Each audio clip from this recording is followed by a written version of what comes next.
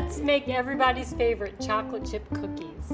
This is demonstrating the creaming method of mixing. So let's start by sifting the dry ingredients together.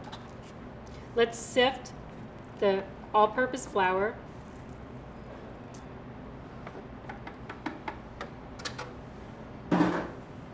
the salt,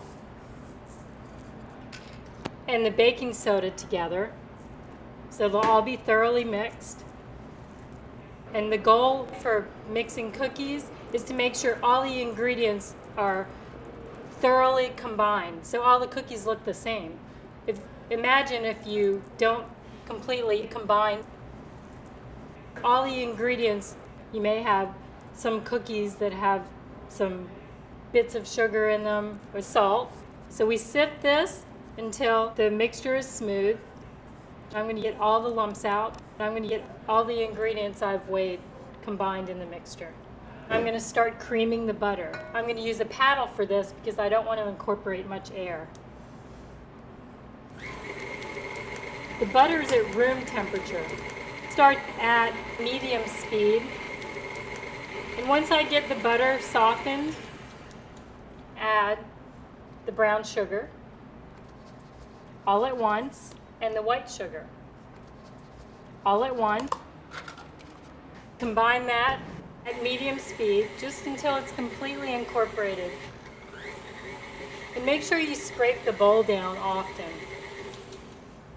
so you can get all the ingredients fully incorporated. And don't forget to scrape out the paddle. No one gets a free ride around here.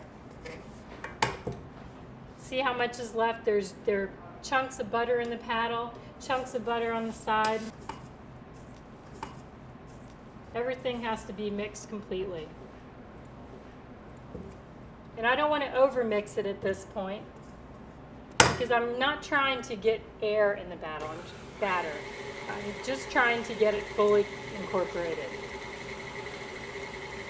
So there it is. Now it's time to add the egg. An egg that's at room temperature. So when you know you're going to be making chocolate chip cookies, go ahead and pull your butter and your eggs early. It just helps incorporate better. It prevents the mixture from breaking.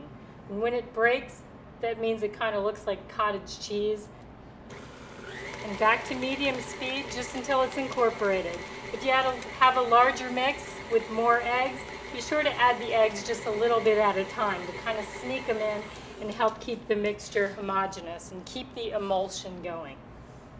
I'm going to go ahead and scrape this down now around the sides. And remember, sometimes on mixers the paddle doesn't always reach the bottom, so make sure you get a good scrape down at the bottom of the bowl.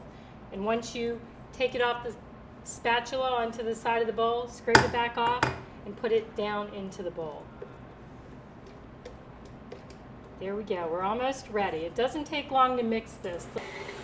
Now the egg is incorporated and it's time to add my vanilla. A little vanilla. After the vanilla is added, we add the dry ingredients. I like to have the dry ingredients on parchment paper because you can bring it together and add the flour to the mix. And then I'm going to mix it at a low speed. Start just a little at a time, and if you see the flour is trying to come out of the mixer, just kind of jog it back and forth just until the flour starts to become incorporated. Then you can leave it on and let it fully incorporate. You don't want to over mix it at this point because you can get a tough cookie. But you can also undermix it, and some of the mix won't have any flour or anything setting it up in the oven. So make sure you mix it thoroughly. Make sure we scrape it down well.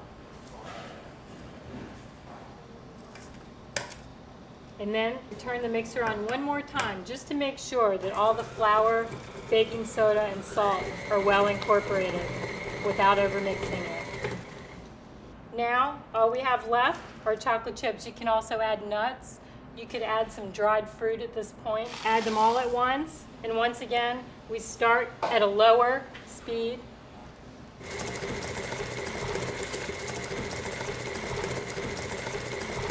you incorporate it just until it's completely mixed, no more. If you continue to mix after it's just incorporated, you could get a tough cookie because you could start to develop the gluten in the flour. That's not what I'm trying to do here. Okay, my mixture's done. Look at that. I know you want to eat this mix right now, but it's got raw eggs in it, so I wouldn't advise it. You could get salmonella. Save yourself for when they're completely baked. Okay, I want to get everything out of this paddle because I could have a whole cookie on that if I'm not careful. You could either scoop these cookies for portion control and they'll all look just alike, or I can place the mixture on a piece of parchment paper and make a roll. Roll it up and freeze it. And whenever I need cookies, I can slice them off about 1/4 of an inch thick and place them on the cookie sheet and bake them. I'm gonna scoop them. And as I scoop the cookie, I'm gonna scrape the end of the scoop so I know that each cookie is about the same size. And make sure you leave a little space in between each scoop so they have room to spread. And you don't want to scoop too close to the side of the pan. And then you bake these in a moderate oven.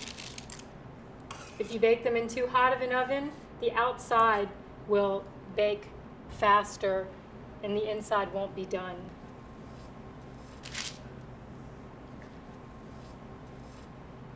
If the oven temperature is too low, the cookies will spread and become huge discs. If you can imagine, if the oven temperature is higher, the outside of the cookie will caramelize faster and would be a little bit more chewy on the inside. So that actually is more desirable, to have a chewy cookie. Make sure you don't overbake the cookies or they'll be like hockey pucks.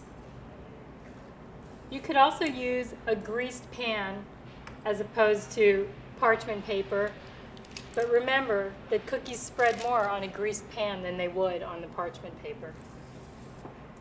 And the creaming method is great.